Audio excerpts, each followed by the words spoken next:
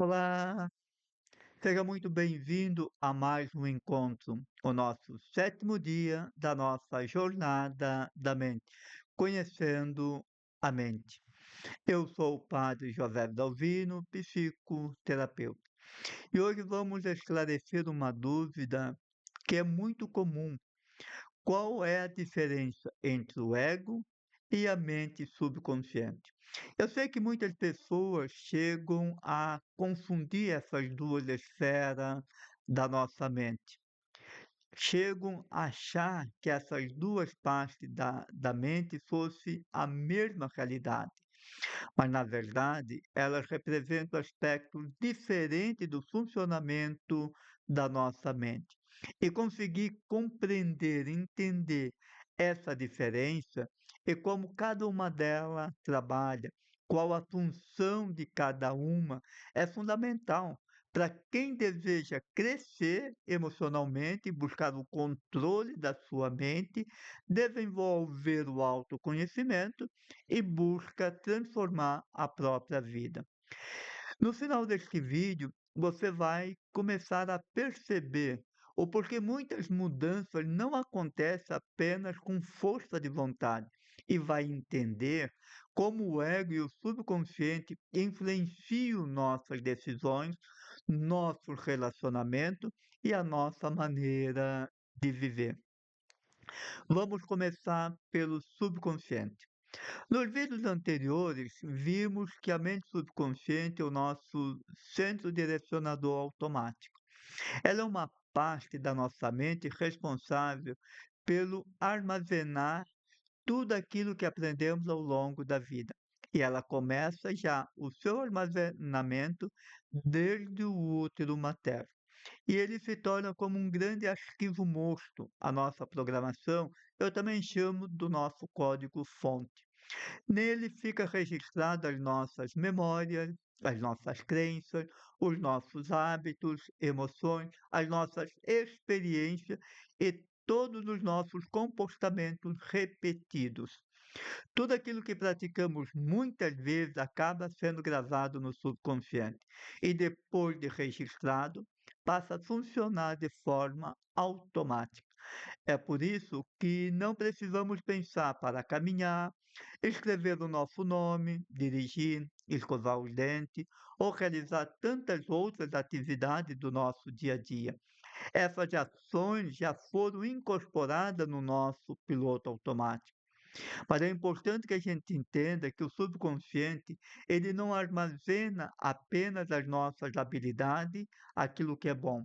Ele também registra a maneira que sentimos e interpretamos a vida e como reagimos diante das situações. Por exemplo, se uma criança cresce ouvindo constantemente que não é capaz, essa crença poderá ficar gravada profundamente e passa a influenciar as suas escolhas durante muitos anos. O subconsciente não julga, não reflete se uma informação é verdadeira ou falsa. Ele simplesmente registra aquilo que é vivido com intensidade e repetição. A sua linguagem é totalmente emocional e tudo que chega a ele, ele processa. Por isso que eu também o chamo de um grande triturador. E o ego? Nós já falamos deles nos vídeos anteriores, mas vamos aprofundar um pouco mais. O ego, ele não é uma parte da mente como o subconsciente. O ego é uma estrutura da personalidade que pode ser confundida muito mais com a mente consciente do que com o inconsciente. Podemos dizer que ele representa a imagem construída sobre nós mesmos. E essa imagem começa a ser formada desde a infância. Ela nasce das experiências que vivemos, das oportunidades que tivemos, das opiniões das pessoas, dos elogios, das críticas, das comparações, das necessidades de sermos aceitos. O ego procura responder à pergunta como: quem eu sou?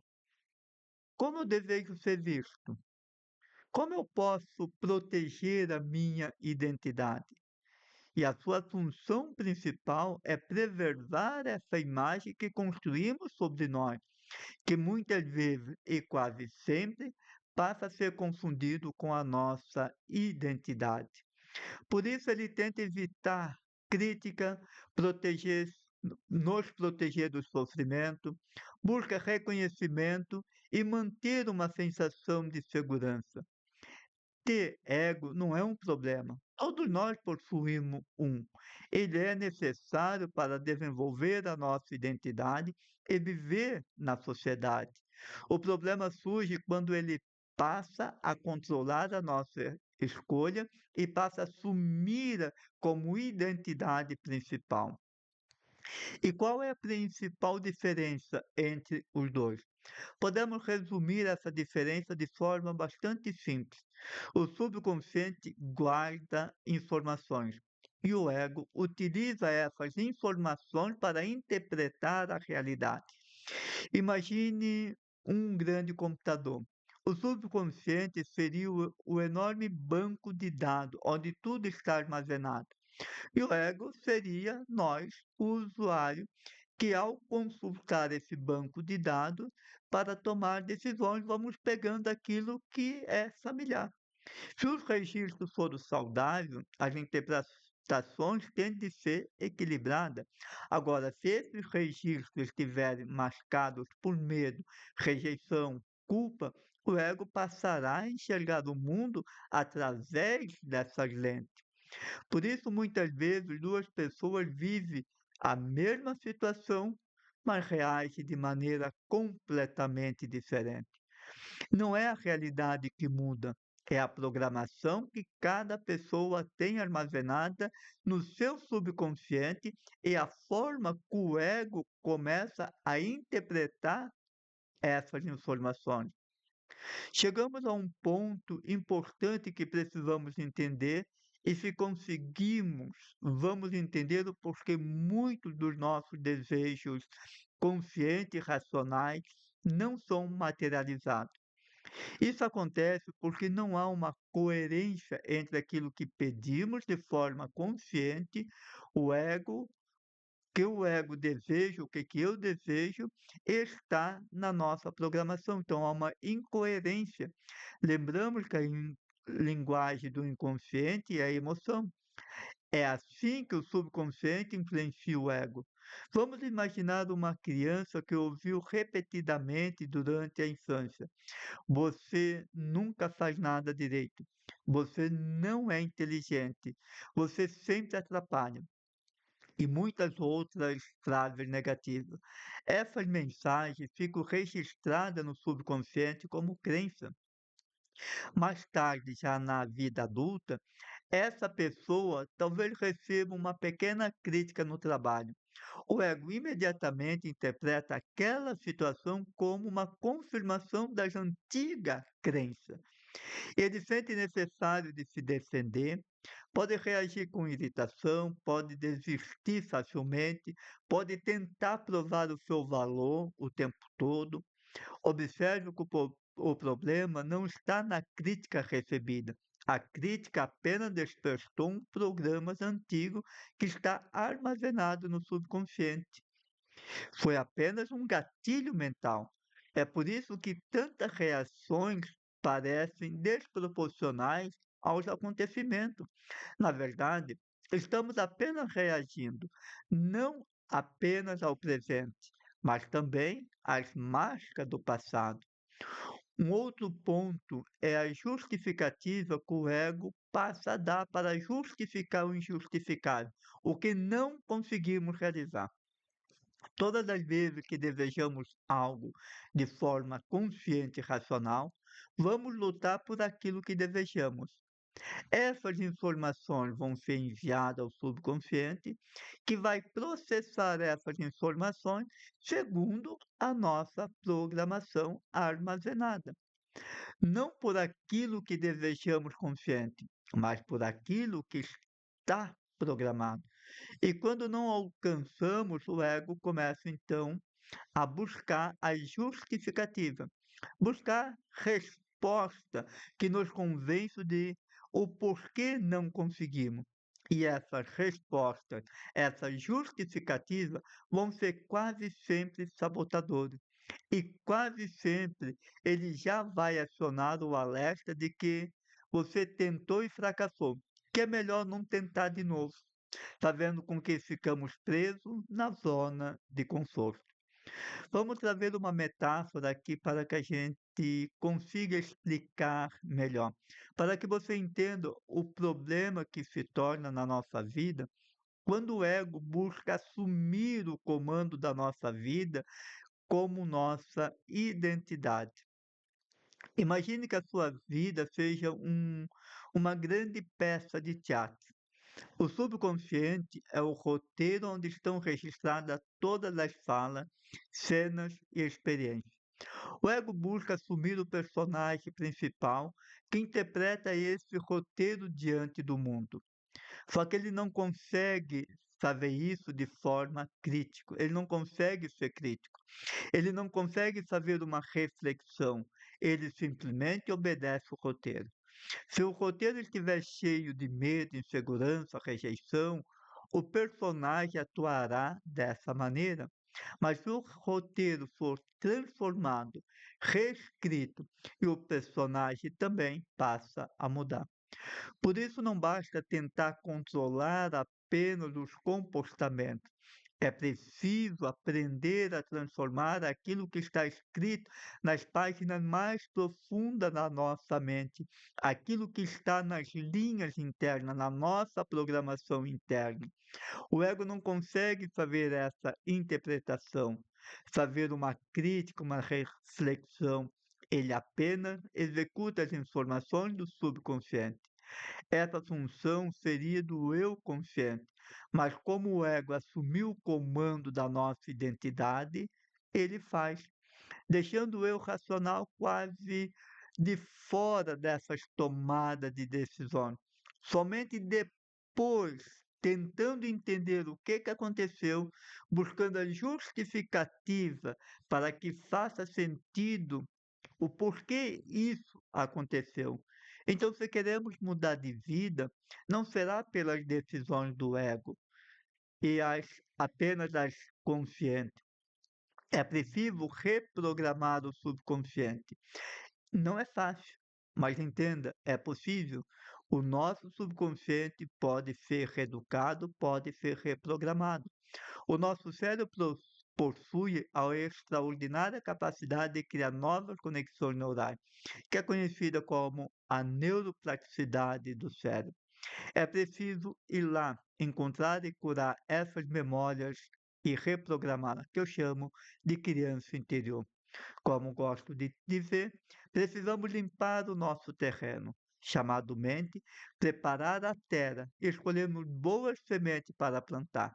Não basta apenas pensar positivo durante alguns minutos e passar o resto do dia todo no negativo. É necessário o cuidado o dia inteiro, principalmente quando estamos em silêncio e sozinho. Precisamos alimentar diariamente a nossa mente com conteúdos saudáveis, cultivar bons relacionamentos, praticar a gratidão, desenvolver novos hábitos e aprender a substituir crenças limitantes por crenças fortalecedoras. Cada pequena mudança repetida torna-se uma nova programação. O mesmo precisamos fazer com o ego. Precisamos educá-lo. Educar o ego não significa destruí-lo, significa ensiná-lo a ocupar o seu verdadeiro lugar. É preciso colocar o ego no seu lugar. Como eu costumo dizer, cada um no seu quadrado. Assim precisamos fazer com as esferas da nossa mente. O ego deve servir à consciência e não governá-la, nem assumir a nossa identidade, mas deve ajudar a construí-la. Quando a consciência está desperta, ela consegue refletir, ela consegue ser crítica e buscar soluções adequadas. Ela consegue perceber: eu estou reagindo por orgulho, eu estou falando movido pelo medo, eu estou buscando aprovações ou fazendo aquilo que realmente considero correto. E essas reflexões da mente consciente é importante, porque isso fortalece a nossa liberdade interior de sermos críticos de nós mesmos, de pensar. E pouco a pouco deixamos de agir automaticamente e passamos a viver de maneira mais consciente. E quanto mais vamos despertando a consciência de quem somos, mais vamos entendendo que não somos essa identidade criada pelo ego. E assim conseguimos ir libertando e fortalecendo a nossa dimensão espiritual. E assim passamos a compreender essa realidade à luz da espiritualidade cristã também. Como diz São Paulo que nos convida a renovar a nossa mente para experimentar a vontade de Deus. E essa renovação acontece justamente quando permitimos que Deus transforme o nosso interior.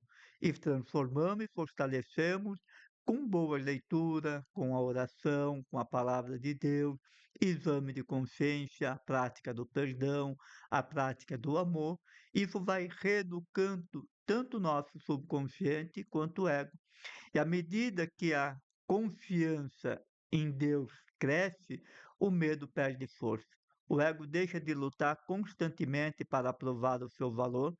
Por quê? Porque nós já sabemos onde encontramos a verdadeira identidade, que ela vem de Deus.